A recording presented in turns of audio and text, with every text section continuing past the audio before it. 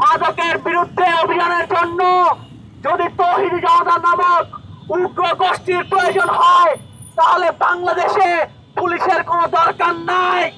একজন অথর্ব প্রধান উপদেষ্টা যিনি ব্যস্ত ছিলেন তার গ্রামীণ ব্যাংকের ট্যাক্স মওকুফে আদিবাসীদের অধিকার সম্পর্কে অধিকার পাবে, যেখানে মুসলিমরা মুসলিমদের ধর্ম পালন করবে, মুসলিমদের মধ্যে যারা বিভিন্ন তরিকার আছেন তারা স্বাধীনভাবে তাদের ধর্ম পালন করবে, যেখানে হিন্দুরা তাদের স্বাধীনভাবে ধর্ম পালন করবে, যেখানে খ্রিস্টানরা তাদের স্বাধীনভাবে ধর্ম পালন করবে।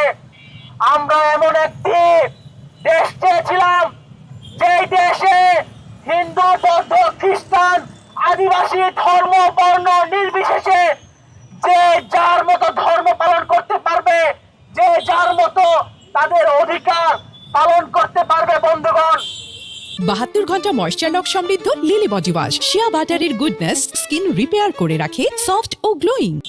কিন্তু দুঃখের সাথে বলতে হয় গত অন্তর্বর্তীকালীন সরকারের সময় একজন অথর্ব প্রধান উপদেষ্টা যিনি ব্যস্ত ছিলেন তার গ্রামীণ ব্যাংকের ট্যাক্স মওকুফে, যিনি ব্যস্ত ছিলেন তার নামে বিশ্ববিদ্যালয় করার, যিনি ব্যস্ত ছিলেন বাংলাদেশের সার্বভৌমত্বকে বিকিয়ে দিয়ে যুক্তরাষ্ট্রের সাথে চুক্তি করা নিয়ে সেই ডক্টর ইউনূস এই মততন্ত্রের বিরুদ্ধে কোনো ব্যবস্থা নেন নাই। তিনি তার আখির গুছিয়েছেন, তিনি তার স্বার্থের জন্য গ্রামীণ ব্যাংকের কর মওকুফ করিয়েছেন, তিনি তার স্বার্থের জন্য বিশ্ববিদ্যালয় করে নিয়েছেন। কিন্তু বন্ধুগণ, পরিতাপের বিষয় একটি নির্বাচন হয়ে গিয়েছে। এই নির্বাচনে সাধারণ মানুষজন, বিভিন্ন ধর্ম বর্ণের মানুষজন নির্বিশেষে বিএনপিকে ভোট দিয়েছে। তারা ভেবেছিল বিএনপি সরকার আসলে এই সাম্প্রদায়িক গোষ্ঠীর আস্ফালন রুখে দেওয়া যাবে।